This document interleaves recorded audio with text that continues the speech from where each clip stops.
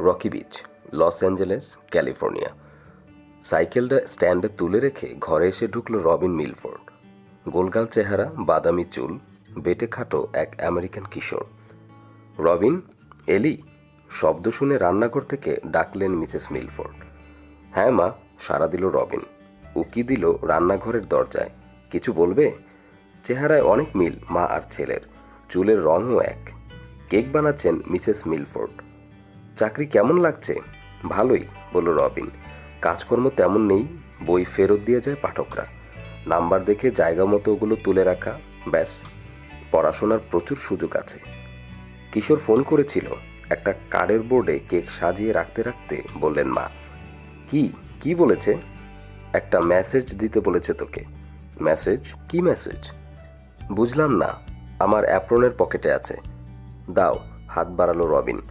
একটু দাঁড়া, হাতের কাজটা সেরেই দিচ্ছি। বড় দেখে একটা কেক তুলে নিলেন মা। ছেলের দিকে বাড়ি দিয়ে বললেন, নে, খেয়ে নে এটা, নিশ্চয়ই খিদে পেয়েছে। কেকটা নিয়েই কামড় বসালো রবিন। হ্যাঁ রে রবিন, রোলস রয়েস তো পেলি। শুনেছ তাহলে? আমি না, কিশোর পেয়েছে। কেক চিবুতে চিবুতে বলল রবিন। চেষ্টা করেছিলাম, হয়নি। 180টা বেশি বলে ফেলেছিলাম। ওই হলো। কিশোরের পাওয়া মানেই তোদেরও পাওয়া। রবিন, প্রতিযোগিতাটা কি ছিল রে? জানো না? চিবানো কেকটুকু কোত করে গিলে নিয়ে বলল রবিন। সে এক কাণ্ড। বড় এক জারে সিমের বিচি ভরে শোরুমের জানালায় রেখে দিয়েছিল company. Rental ride auto rental company.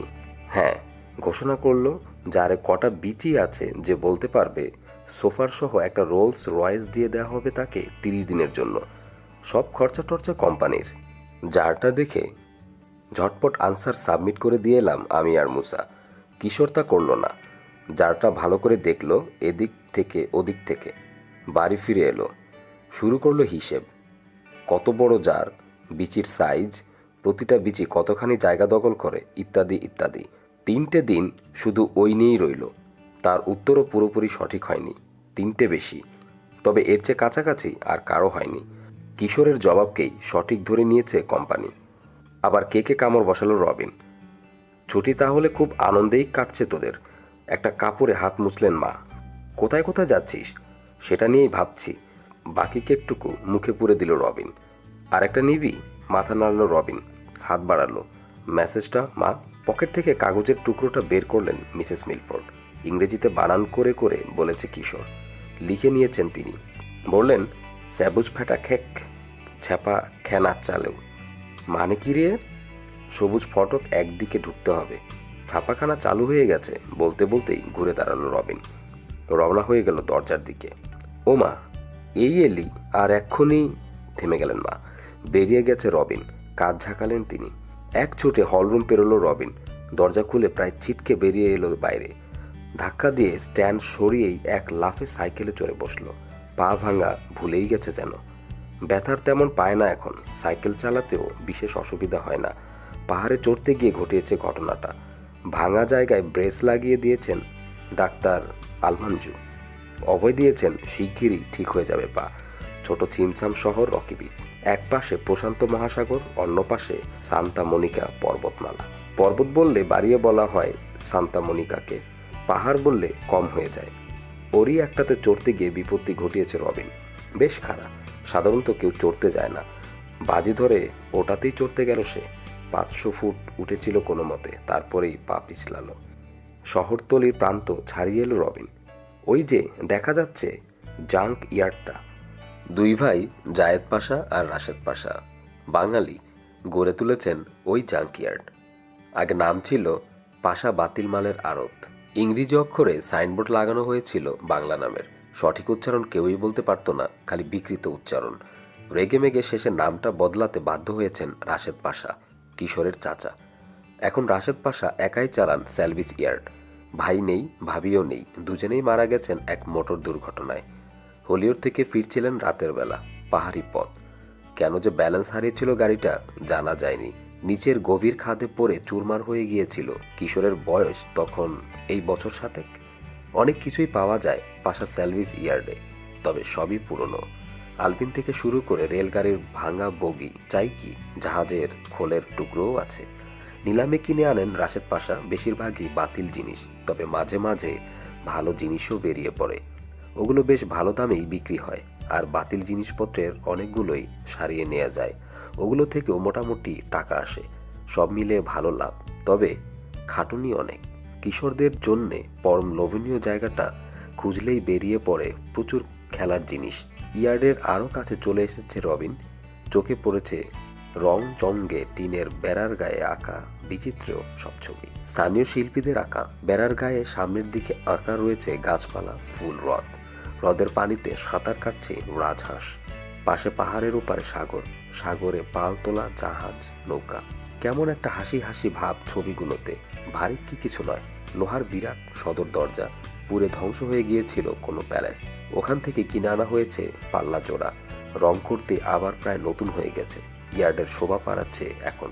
দরজার কাছে গেল না রবিন, পাশ কাটিয়ে চলে এলো। বেড়ার ধার ধরে ধরে এগিয়ে গেল শখানেক গজ। এখানে বেড়ার গায়ে আঁকা নীল সাগর। দুই মাস্তুলের পালতোলা একটা জাহাজ ঝড়ের কবলে পড়েছে। মাথা উঁচু করে দেখছে একটা বড় মাছ। সাইকেল থেকে নামলো রবিন, হ্যান্ডেল ধরে ঠেলে নিয়ে এলো বেড়ার কাছে। হাত বাড়িয়ে মাছের চোখ টিপে ধরল। নিঃশব্দে ডালার মতো উড়ে গেল বেড়ার গায়ে লেগে থাকা দুটো সবুজ বোর্ড। কয়েকটা গোপন প্রবেশপথের একটা সবুজ ফটক। এক সাইকেল নিয়ে ইয়ার্ডে ঢুকে পড়ল রবিন, আবার নামিয়ে দিল বোর্ড দুটো। কানে আসছে ঘটাং ঘট আওয়াজ। কোণের আউটডোর ওয়ার্কশপের দিকে চেয়ে মুচকে হাসলো রবিন। মেশিনটা তো মেরামত হয়েছেই, কাজও শুরু হয়ে গেছে। মাথার উপরে টিনের চাল, 6 ফুট চওড়া। টিনের এক প্রান্ত আটকে দেওয়া হয়েছে বেড়ার মাথায়, আরেক প্রান্ত খুঁটির ওপর। ভেতরের দিকে বেড়ার ঘরের প্রায় পুরোটার মাথায় টানা রয়েছে এই চাল। ভালো আর দামি জিনিসগুলো এই চালার নিচে রাখেন রাশেদ পাশা। একপাশে খানিকটা জায়গার মালপত্র সরিয়ে তার ওয়ার্কশপ বসিয়েছে কিশোর। সাইকেল স্ট্যান্ডে তুলে রাখতে রাখতে একবার পেছনে ফিরে চাইল রবিন। দৃষ্টি বাধা পেল পুরনো জিনিসপত্রের স্তূপে। ইয়ার্ডের মূল অফিস আর কিশোরের ওয়ার্কশপের মাঝে বাধা হয়ে দাঁড়িয়েছে ওই স্তূপ। অফিসের রঙিন টালির চূড়াটা শুধু চোখে পড়ে এখান থেকে। মেরি চাচির কাছে ঘেরা চেম্বারটা দেখা যায় না। পুরনো জিনিস কেনার কাজে প্রায় সারাক্ষণই বাইরে বাইরে থাকেন রাশেদ চাচা। ইয়ার্ড আর অফিসের ভার থাকে তখন মেরি চাচির উপর। ওয়ার্কশপে ঢুকে পড়ল রবিন। ছোট প্রিন্টিং মেশিনটার কাছে দাঁড়িয়ে আছে লম্বা বলিষ্ঠ এক কিশোর।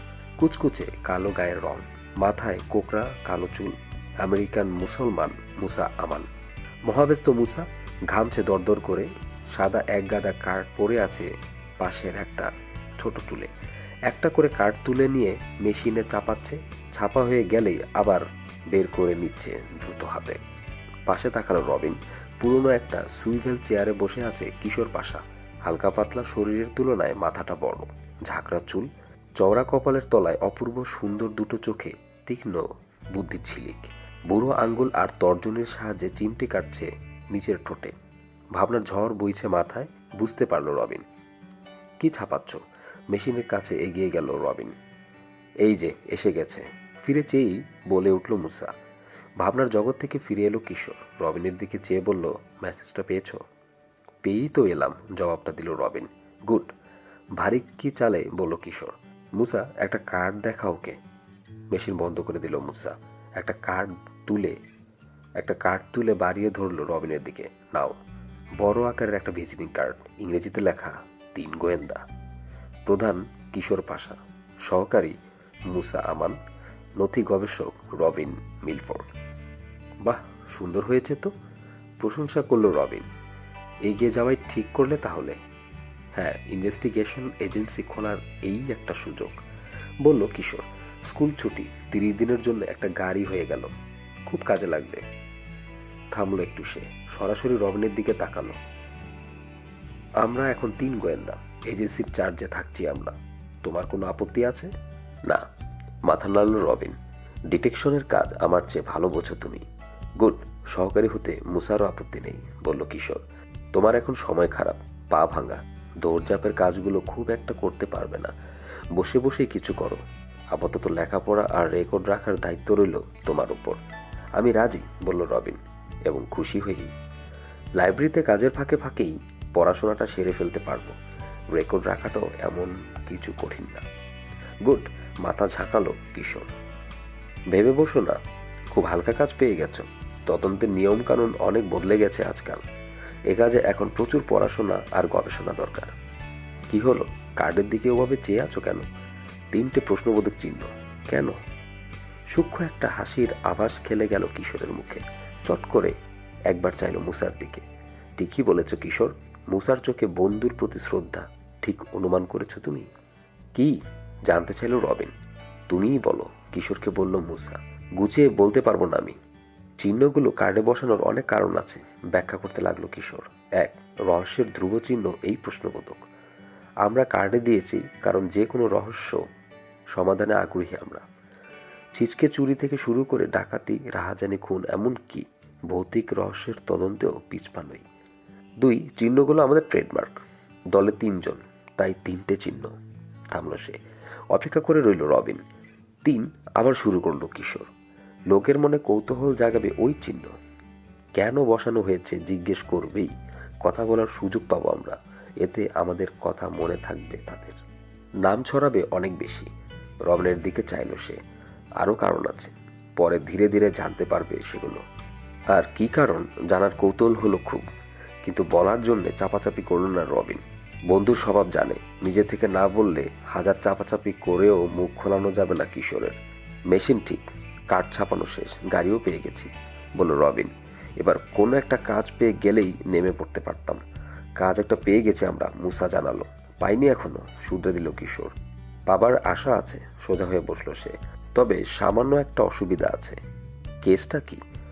অসুবিধাটাই বা কি? কৌতূহল ঝরল রবিনের গলায়। একটা ভূতের বাড়ি খুঁজছেন মিস্টার ডেভিস ক্রিস্টোফার। সত্যি সত্যি ভূত থাকতে হবে। আর একটা ছবির শুটিং করবেন সেখানে, জানালো মুসা। স্টুডিও থেকে শুনে এসেছে বাবা। হলিউড বেশ বড় সড়ো একটা স্টুডিওতে বিশেষ দায়িত্বপূর্ণ পদে বহাল আছেন মুসার বাবা মিস্টার রাফাত আমান। ভূতুরে বাড়ি? ভুরু কুচকে গেছে রবিনে। তাও আবার সত্যি সত্যি ভূত থাকতে হবে? তা কি করে সম্ভব? ভূত আছে কি নেই সেটা পরের কথা। তেমন একটা বাড়ির খোঁজ পেলেই তদন্ত শুরু করে দেব আমরা, জবাব দিল কিশোর। ভূত থাকলে তো কথাই নেই, না থাকলেও ক্ষতি নেই। আমরা খোঁজ খবর করতে শুরু করলেই জানাজানি হবে। নাম ছড়াবে 3 গোয়েন্দার। অসুবিধা কি ভূত নিয়েই? না। তবে মিস্টার ক্রিস্টোফার আমাদেরকে কাজ দিতে রাজি হচ্ছেন না। হতেই হবে তাকে, আমাদের সার্ভিস দিতে বাধ্য করব। কেমন রহস্যময় শোনালো কিশোরের গলা। 3 গোয়েন্দার যাত্রা শুরু হবে মিস্টার ডেভিস ক্রিস্টোফারের কাজ নিয়েই। শিওর? শিওর? ব্যঙ্গ প্রকাশ পেল রবিনের গলায়। মার্চ করে সোজা গিয়ে ঢুকে পড়ব পৃথিবীর বিখ্যাত এক চিত্র পরিচালকের অফিসে, এবং আমরা গিয়ে হাজির হলেই কাজ দিয়ে দেবেন? এতই সহজ? খুব কঠিনও মনে হচ্ছে না আমার কাছে, বলল কিশোর। ইতিমধ্যেই মিস্টার ক্রিস্টোফারকে ফোন করেছি আমি অ্যাপয়েন্টমেন্টের জন্যে। ইয়াল্লাহ! রবিনের মতোই ভুরু কুঁচকে গেছে মুসার। তিনি দেখা করবেন আমাদের সঙ্গে? না, সহজ গলায় বলল কিশোর। লাইনই দেয়নি তার সেক্রেটারি। তা তো দেবেই না, বলল মুসা। শুধু তাই না, শাসিয়েছে। তার অফিসের কাছাকাছি গেলেই আমাদের হাজতে পাঠানোর ব্যবস্থা করবে, যোগ করল কিশোর। মেয়েটাকে জানো? Kerry welder. মুরব্বী কেরি, একসঙ্গে বলে উঠল মুসা আর রবিন। মাথা ঝাঁকালো কিশোর। ওদের চেয়ে কয়েক গ্রেড উপরের ছাত্রী কেরি ওয়াইল্ডার। পড়ালেখায় ভালো, সুনাম আছে ভালো মেয়ে বলে। স্কুলের নিচের গ্রেডের ছাত্রছাত্রীদের ক্লাস নেয় মাঝে মাঝে। মুরব্বিওয়ালা ফলানোর লোভটা সামলাতে পারে না, ফলে নাম হয়ে গেছে মুরব্বী কেরি। এবারের ছুটিতে তাহলে সেক্রেটারির কাজ নিয়েছে মুরব্বী। চিন্তিত দেখাচ্ছে রবিনকে। মিস্টার ক্রিস্টোফারের সঙ্গে দেখা করার আশা ছেড়ে দাও। মুরব্বী অফিস পেরোনোর চেয়ে প্রশান্ত মহাসাগর পাড়ি দেওয়া অনেক সহজ। মূল অসুবিধে এটাই, বলল কিশোর। তবে যে কাজে নামতে যাচ্ছি বাধা আর বিপদ আসবেই পদে পদে। ওসবের মোকাবেলা করতে না পারলে নামাই উচিত না। আগামীকাল সকালে রোলস রয়েসে চেপে হলিউডে চলে যাব। দেখা করতেই হবে মিস্টার ক্রিস্টোফারের সঙ্গে। যদি পুলিশে খবর দেয় মুরব্বী, বলল রবিন। আমার ব্যাপারে অবশ্য ভাবছি না। কাল তোমাদের সঙ্গে যেতে পারবো না আমি, লাইব্রেরিতে কাজ আছে। তাহলে আমি আর মুসা যাব কাল সকাল 10টায়। তার আগেই আমি গাড়ি পাঠাতে ফোন করব কোম্পানিকে। হ্যাঁ, তুমি একটা কাজ করো রবিন, বলে একটা কার্ড তুলে নিল কিশোর। উল্টো পিঠে একটা নাম লিখে বাড়িয়ে ধরল। এটা রাখো, এই নামের একটা দুর্গ আছে। পুরনো ম্যাগাজিন কিংবা পত্রপত্রিকায় নিশ্চয়ই উল্লেখ থাকবে। এটার ব্যাপারে যত খুশি পারো তথ্য জোগাড় করবে। Terror castle. পরে ফিসফিসিয়ে বলল রবিন। বড় বড় হয়ে গেছে চোখ, নাম শুনেই ঘাবড়ে গেল। এত বড় ভয় পেলে গোয়েন্দাগিরি করবে কি করে?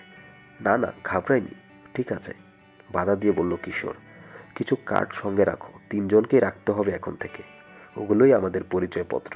আগামীকাল থেকে পুরোপুরি কাজে নামবো আমরা, পালন করব যার যার দায়িত্ব।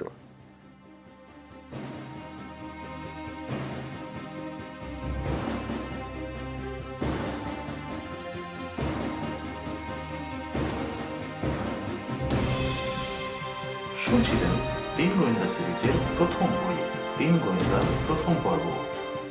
তিন গোয়েন্দা গল্পগুলো নিয়মিত শুনতে সাবস্ক্রাইব করুন আমাদের ইউটিউব চ্যানেলে, আর চোখ রাখুন আমাদের ওয়েবসাইট tingoenda.com এ। গল্প ভালো লাগলে অবশ্যই লাইক এবং শেয়ার করতে ভুলবেন না। তিন গোয়েন্দার দ্বিতীয় পর্ব শোনার আমন্ত্রণ জানিয়ে শেষ করছি আমাদের আজকের পর্ব, তিন গোয়েন্দা।